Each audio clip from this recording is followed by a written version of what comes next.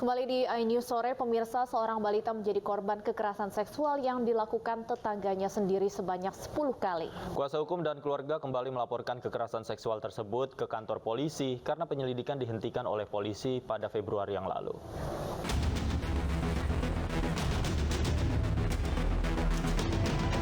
Didampingi orang tua dan kuasa hukum keluarga, RS bocah berusia 4 tahun kembali melaporkan kekerasan seksual yang dialaminya ke Mapolres Jakarta Timur. Laporan kembali disampaikan setelah tidak ada tanggapan dari kepolisian atas laporan pada bulan Februari lalu.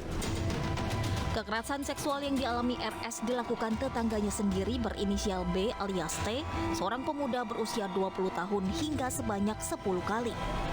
Dari pengakuan korban, pelaku mengancam akan membunuh korban jika mengadu kepada orang tuanya.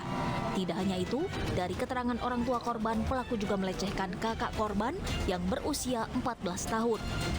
Kasus ini juga sempat dilaporkan orang tua korban ke KPAI, namun belum juga mendapat tanggapan hingga kini. Saya dengar pengakuan dari tetangganya memang pelaku ini sudah sering begitu Pak, kayak seperti sodomi gitu dari dulu. Gitu. Cuman dulu dia masih di bawah umur, jadi dia nggak ditahan. Nah terus korbannya makin banyak. Nah ini yang terakhir anak saya Pak. Itu sejak kapan Bu yang Ibu tahu? Sebetulnya dari 2021 saya udah curiga, cuman ketahuannya 2020 bulan Februari. Kuasa hukum kembali melaporkan kasus ini karena polisi mengeluarkan surat SP3 atau penghentian penyidikan yang diberikan kepada orang tua korban. Umur anaknya sekarang 4,5 tahun. Pelakunya 20 tahun. Iya, 20 tahun. Bagaimana? Tetangganya? Tetangga, masih tetangga dari ibu ini. Nah. Berarti sudah pernah dilaporkan, tidak ada tindak lanjut ya? Tidak ada tindak lanjut. Nah, perlu diketahui juga korban daripada pelaku tersebut bukan hanya satu orang, termasuk dua anak daripada ibu ini menjadi korban. Dampak kekerasan seksual ini, RS mengalami perubahan perilaku di rumah. Keluarga bahkan terpaksa berpindah rumah karena adanya ancaman dari pelaku. Dari Jakarta, Rio Manik, iNews melaporkan. Seorang anak perempuan di Kota Batu, Jawa Timur diperkosa oleh ayah tirinya selama 5 tahun. Akibatnya ia dan ibunya diusir dari rumah oleh keluarga pelaku.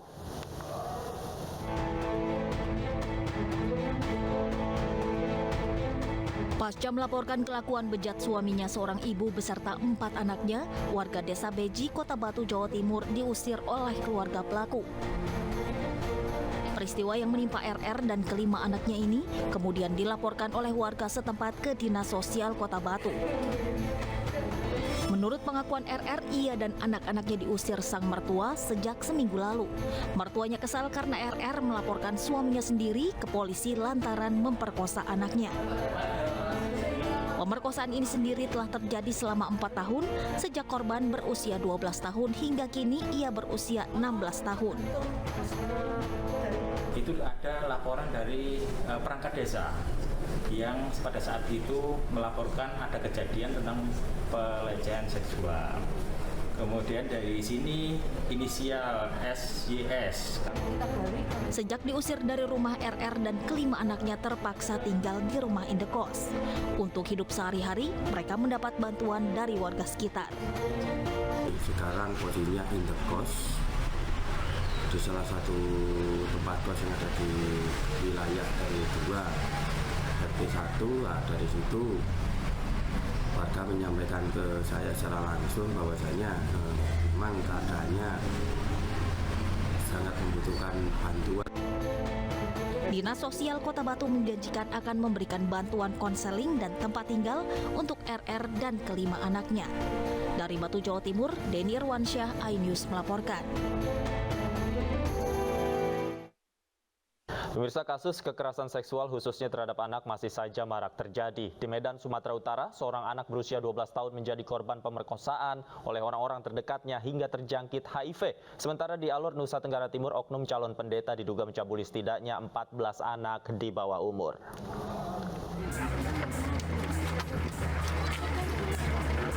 Calon pendeta di Alor, Nusa Tenggara Timur menjadi tersangka kasus kekerasan seksual. SAS diduga telah mencabuli setidaknya 14 orang didominasi anak usia 13 hingga 16 tahun. Untuk mencegah korbannya melapor, pelaku memvideokan dan memotret para korban dan mengancam akan menyebarkannya. Diancam misalnya akan dikirimkan, disebarkan gambar-gambar, foto, video yang bersangkutan di media sosial. Kemudian bujuk rayu, korban dijanjikan akan disekolahkan menjadi pendeta. Begitu yang akhirnya dijadikan modus oleh pelaku untuk menyetubuhi para korban. Sementara itu di Cilincing, Jakarta Utara, seorang siswi SMP diperkosa di kawasan hutan kota.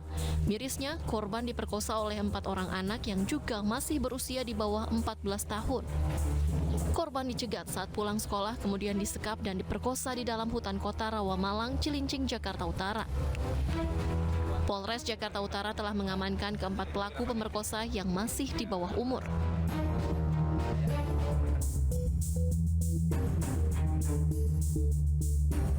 Di Medan, Sumatera Utara, seorang anak berusia 12 tahun menjadi korban pemerkosaan selama bertahun-tahun. Mirisnya, pemerkosaan dilakukan oleh keluarga dan orang-orang terdekat korban. Pacar ibu korban diduga menjadi pelaku pertama yang memperkosa korban. Usai sang ibu meninggal, korban yang kemudian tinggal bersama sang nenek kembali menjadi korban kekerasan seksual yang dilakukan oleh adik sang nenek. Tak berhenti sampai di situ, korban juga dijual ke pria hidung belang. Akibat pemerkosaan berulang yang dialaminya, korban kini dinyatakan positif HIV. Kasus yang menimpa JA telah dilaporkan ke Polrestabes Medan dan kini masih dalam penyelidikan. Sakit awalnya itu yaitu sakit perut, pada perutnya yang tidak kunjung sembuh. Jadi saya pertama kali itu saya bawa ke rumah sakit Karo dulu, cek DA, ternyata hasilnya semua itu bagus. Jadi saya bingung, apa yang saya mau lakukan lagi untuk Jasin karena sakitnya nggak kunjung sembuh gitu. Jadi saya bawa ke dokter Mitra Medika, rumah sakit Mitra Medika, saya buat pengecekan sampai cek yang terakhir adalah endoskopi. Pengesahan Undang-Undang Tindak Pidana Kekerasan Seksual pada bulan April lalu nyatanya tak serta-merta membuat kasus kekerasan seksual menurun. Padahal dengan lahirnya UU TPKS, pidana untuk kekerasan seksual pada anak mestinya makin tajam. Namun sepertinya masih butuh waktu agar penegakan hukum terhadap pelaku kekerasan seksual bisa memihak pada korban dan memberikan efek jera kepada pelaku. Tim Liputan iNews melaporkan. Kita ke informasi selanjutnya, pemirsa. Rapat paripurna DPR secara resmi mengesahkan RUU Perlindungan Data Pribadi menjadi undang-undang. Sanksi bagi penyelenggara yang diatur dalam UU PDP bervariasi mulai dari penjara 4 sampai 6 tahun dan denda hingga 6 miliar rupiah.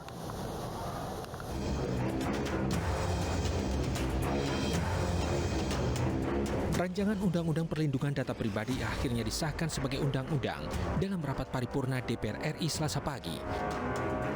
Menkominfo Joni Plate menyatakan, dengan disahkannya undang-undang ini maka keamanan sistem informasi berada di tangan Badan Cyber dan Sandi Negara atau BSSN. Sementara Kominfo bertanggung jawab mengawasi kepatuhan penyelenggara sistem elektronik atau PSE dalam melindungi data pribadi masyarakat. Besaran sanksi yang diatur dalam UU PDP bervariasi tergantung pada jenis kesalahan, termasuk di dalamnya penjara selama 4 hingga 6 tahun dan denda sebesar 4 sampai 6 miliar rupiah. Jika ada kesalahan dari PSE, maka akan dikenai sanksi 2% dari total pendapatan tahunan perusahaan yang melanggar. Apabila terjadi insiden data pribadi, kebocoran data pribadi breach ya, maka yang akan dilakukan compliance, pemeriksaan terhadap penyelenggara data pribadi, apakah mereka telah melaksanakan compliance sesuai Undang-Undang PDP. Jika tidak, maka mereka diberikan berbagai jenis sanksi sebagaimana yang diatur dalam Undang-Undang PDP, baik sanksi administratif maupun sanksi pidana.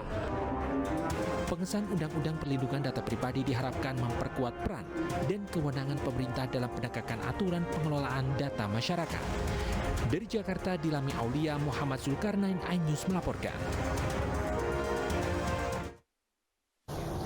Undang-Undang Perlindungan Data Pribadi telah disahkan oleh DPR. Sanksi dalam aturan baru ini diharapkan bisa menjerat Bjorka dan mencegah kebocoran data pribadi.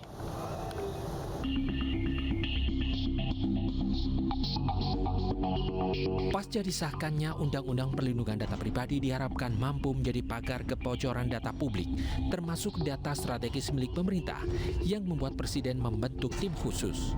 Bukan tanpa alasan dalam 2 bulan terakhir, kebocoran data yang terjadi di instansi pemerintah menyita perhatian publik. Pelakunya tak lain adalah Bjorka, hacker yang bertanggung jawab dalam bocornya beberapa data instansi negara. Perburuan terhadap Bjorka telah dilakukan tim sus. Hasilnya seorang pemuda di Madiun ditetapkan sebagai tersangka karena disinyalir mengetahui aktivitas Bjorka.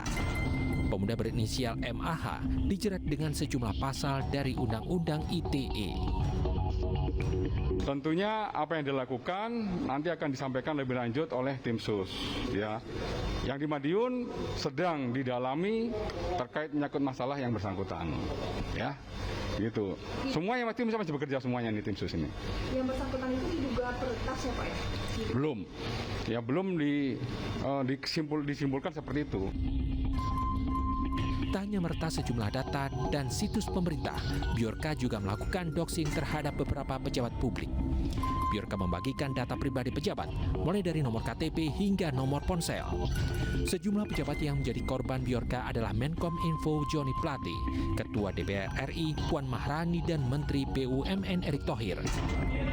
Publik berharap pengesahan Undang-Undang Perlindungan Data Pribadi dengan sejumlah sanksi yang tercantum di dalamnya bisa menjerat tindakan pencurian data pribadi. Bahkan sanksi yang ada di dalam undang-undang baru ini juga mampu menjerat Bjorka dan pelaku pembobol data strategis lainnya. Dari Jakarta, Tim Liputan iNews melaporkan. Karir gemilang Verdi Sambo di Polri tamat setelah resmi dipecat. Sambo kini dibayangi hukuman mati. Kami akan membahasnya usai jeda, tetaplah di iNews Sore.